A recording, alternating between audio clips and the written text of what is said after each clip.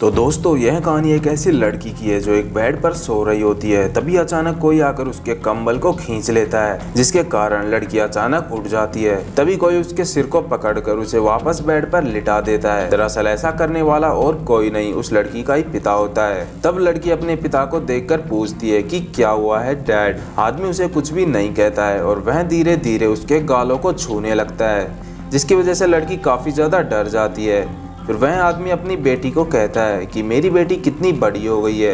यह कहकर वह आदमी वहां से चला जाता है। अगली सुबह वह लड़की इस बारे में सोच रही होती है कि आखिर कल रात उसके साथ यह क्या हुआ है, और वह इस बारे में अपनी मॉम को बताने की सोचती है। तभी उसका पिता भी वहां आ जाता है, लेकिन वह अपने पिता को एकदम नॉर्मल देखकर काफी हैरान होती है, क्योंकि वह नहीं समझ पा रही थी कि कल रात उसके साथ जो भी हुआ था वो उसके पिता ने किया है। तभी उस लड़की की छोटी बहन और उसका भाई भी वहां आ जाते हैं, लेकिन वह लड़की वहां से उठकर चली जाती है।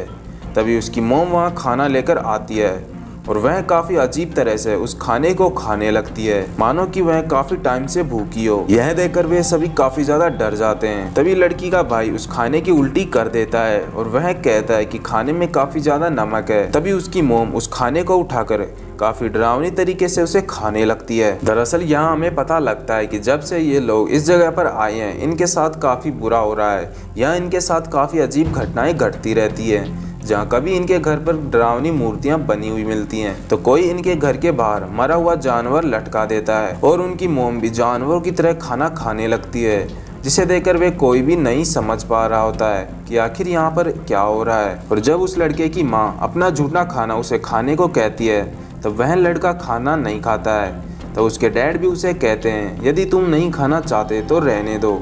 यह सुनकर वह औरत गुस्से में अपने पति को देखने लगती है और खाने को टेबल पर पटक कर टेबल का पूरा खाना नीचे गिरा देती है और वह उन पर काफी तेजी से चीखती है। लड़का इस बात पर काफी ज्यादा रोने लगता है। फिर अगले सीन में हम मैरी को देखते हैं, जो अपने बाथरूम में नहा रही होती है। तभी वह नोटिस करती है कि कोई उसे देख रहा होता है, जहाँ वह देखती है कि वह और कोई नहीं बल्कि उसी की बहन होती है, जिसे मैरी को काफी ज्यादा डरा दिया था। अब मैरी अपनी बहन को अपने रूम में ले आती है और वह उसे कल रात हुई घटना के बारे में बताती है कि कैसे उसके डैड उसके साथ गंदी गंदी हरकतें कर रहे थे। अब यह सब उसके साथ कई दिनों से हो रहा होता है। और तभी उनके रूम का लॉक खुलता है और उनके डैड भी वहां आ जाते हैं, जहां उन्होंने मैरी की सारी बातें दरवाजे के बाहर से सुन ली होती है। जहां हम देखते हैं कि मैरी के डैड के हाथ में एक चाकू होता है, जिसे लेकर वे उन पर अटैक कर देते हैं, लेकिन मैरी उन्हें धक्का मारकर वहां से भाग जाती है। तभी अचानक डैड उसके सामने आ जाते हैं और वे उन दोनों को काफी गुस्से से देखने लगते हैं, जिसके बाद मैरी का वे सिर पकड़कर उसे नीचे गिरा देते हैं। मैरी जाकर सीढ़ियों में गिरती है और वह बेहोश हो जाती है। अब उसकी बहन अपने पिता से बचने के लिए वहां से भागने लगती है और वह जैसे ही अपने पिता को पीछे देखती है, तो वह देखती है कि उसके पिता उसे छोड़कर स्टोर रूम की ओर जा रहे होते हैं, जहाँ वे एक बड़ा हथौड़ा लेकर आते हैं। उधर मैरी को भी होश आ जाता है, वह अपनी बहन को ढूंढने लगती है। तभी उसे महसूस होता है कि कोई उसके पीछे खड़ा हुआ है। फिर वह जैसे ही पीछे मुड़कर देखती है, तो उसके डैड एक हथौड़ा लेकर उसे मारने के लिए खड़े होते हैं। और जब उसके डैड उस पर हथौड़े से हमला करते हैं, तो मैरी नीचे झुक जाती है। यह देखकर उसकी बहन जोरों से चीखती है और एक पेन से उन पर हमला कर देती है, लेकिन उस पेन से उन्हें कुछ भी नहीं होता है और वे उसकी बहन पर हमला करते हैं, लेकिन हथौड़ा दरवाजे पर लग जाता है। तभी नीचे से किसी की आवाज आती है। दरअसल यह आवाज और किसी की नहीं बल्कि उन्हीं के पिता की होती है और वे ऊपर की ओर आने लगते हैं। अब उनके पिता को आता देखकर वह आदमी वहां से चला जाता है। अब जैसे ही उसके पिता ऊपर पहुंचते हैं, तो वहां की हालत देखकर वे काफी हैरान होते हैं और वे उन दोनों से पूछने लगते हैं कि आखिर यहाँ पर क्या हुआ है। मैरी का भाई भी वहां आ जाता है, जिसे देखकर मैरी अपने भाई को वहां से भागने को कहती है, क्योंकि वे दोनों अपने पिता से काफी डर रही होती हैं। तभी हम देखते हैं कि कोई हथौड़े को उठा लेता है। मैरी के डैड पीछे मुड़कर देखते हैं, तो वह उनकी मोम होती है, जो उस हथौड़े से अपने पति पर हमला कर देती है, लेकिन मैरी के डैड उनसे बचने की कोशिश करते हैं। तभी मैरी की मोम अपने पति को नीचे गिरा देती है और एक डरावनी हंसी हंसने लगती है, जिसके बाद वह भी उसी रूम में चली जाती है। कुछ देर बाद नीचे से एक और आवाज आती है और वह मैरी की मोम ही होती है, जिसे देखकर वे सभी डर जाते हैं। और तब वह आकर उनसे पूछती है कि यहाँ पर क्या हो रहा है, जिसके बाद मैरी के डैड उसी रूम को ओपन कर देखते हैं तो वहाँ पर कोई भी नहीं होता है, लेकिन वहाँ पर उन्हें वही हथौड़ा पड़ा हुआ मिल जाता है। अब मैरी की मॉम अपने बच्चों के पास जाती है, लेकिन वे सभी उनसे काफ़ी ज़्यादा डर रहे होते हैं। अब मैरी के डैड इस प्रॉब्लम से बचने के लिए अपने भाई को कॉल कर बुलाते हैं, जहाँ उनका भाई एक चर्च का फादर होता है। फिर जब वह उनके घर आता है तो वह अपने भाई को इस प्रकार की घटनाओं के बारे में बताता है, लेकिन मैरी के पिता नास्तिक होते हैं, इसीलिए उन्हें ऐसी बातों पर यकीन नहीं था, इसीलिए वे विश्वास नहीं कर पाते हैं। फिर वह उन सबको एक ही रूम में सोने को कहता है। रात को हम देखते हैं कि वे सब सो रहे होते हैं, तभी अचानक उस छोटे लड़के की आँख खुल जाती है और वह वॉशरूम करने के लिए जैसे ही रूम से बाहर जाता है, तभी सेम वैसा ही लड़का उसके रूम में आ जाता है और वह एक चाकू से फादर पर अटैक करने की कोशिश करता है, लेकिन वह ऐसा नहीं कर पाता है, मानो कोई शक्ति उसे रोक रही हो।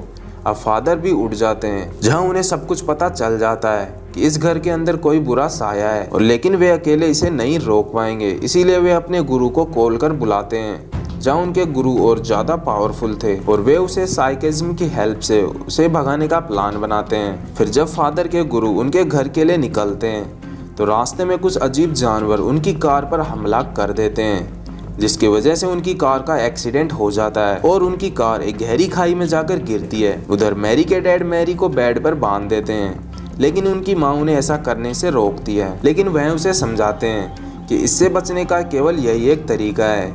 तभी खून से लथपथ फादर भी वहाँ पहुँच जाते हैं और वे उन्हें बताते हैं कि सभी फादर मर चुके हैं और उन्हें यह काम शुरू करना होगा। जिसके बाद फादर मैरी के रूम में जाते हैं, तभी उन्हें पहले वाले इस प्रयोग की याद आती है जिसमें एक शैतान ने उनके पूरे परिवार को खत्म कर दिया था। लेकिन तभी मैरी के डैड अपने भाई से भीख मांगते हैं कि वे किसी तरह उन्हें इस शैतान से बचा ले, जिसके बाद फादर मान जाते हैं और वे मैरी पर एक फ्लोकेट को रखकर उस पर होली वाटर छिड़कने लगते हैं। लेकिन होली वाटर के कारण मैरी को काफ़ी ज़्यादा दर्द शुरू हो जाता है, लेकिन वह इस पे कुछ भी नहीं कर पाती है। फिर हम उसी एक्सीडेंट का सीन देखते हैं जिसमें कार ब्लास्ट होने से पहले फादर को निकाल लिया जाता है और तभी हमें पता लगता है कि जो मैरी के घर पर हैं वह कोई फादर नहीं बल्कि वही शैतान है, जो मैरी को काफ़ी ज़ोरों से मारने लगता है, जिसे देखकर उसके पिता की आंखों में आंसू आ जाते हैं। लेकिन वे मजबूर थे, इसीलिए वे मैरी को अच्छे से पकड़ लेते हैं ताकि मैरी हिल ना सके। लेकिन अपनी बेटी की ऐसी हालत को देखकर उसकी माँ फादर को पकड़ लेती है और वह ऐसा करने से उन्हें मना करती है, लेकिन मैरी के डैड उसे रोकते हैं। इसी वजह से उन दोनों में झगड़ा होने लग जाता है और झगड़े के दौरान मैरी के डैड अपनी बीवी को धक्का मारकर नीचे गिरा देते हैं, जिसकी वजह से उनकी हालत काफ़ी ज़्यादा ख़राब हो जाती है। तभी मैरी के पिता फादर को देखते हैं, जहाँ फादर काफ़ी डरावनी हंसी हंसने लगता है, जिसे देखकर मैरी के डैड समझ जाते हैं कि यह कोई फादर नहीं है। अब मैरी के पिता जैसे ही शैतान पर हमला करने लगते हैं, शैतान उन्हें बुरी तरह मारने लगता है और वह उन्हें जान से मारने वाला होता है। तभी रियल फादर वहां आकर उसे रोक लेते हैं, जो एक मंत्र बोलना शुरू करते हैं, जिसकी वजह से वह शैतान वहां से गायब हो जाता है। फिर हम मैरी को देखते हैं जो उसी स्टोर रूम की ओर जा रही होती है, लेकिन तभी फादर वहां आकर उसके सामने एक मिरर रख देते हैं, जिसकी वजह से वह शैतान मैरी के शरीर से निकलकर फादर की बॉडी में चला जाता है और वे मैरी के डैड को उस ब्लॉकेट से उन पर हमला करने को कहते हैं, जिसकी वजह से फादर के साथ वह शैतान भी खत्म हो जाता है। और इसी के साथ इस मूवी का यहीं पर एंड हो जाता है। दोस्तों, आपको वीडियो कैसी लगी एक लाइक ज़रूर करें। अब मिलते हैं एक और नई वीडियो में।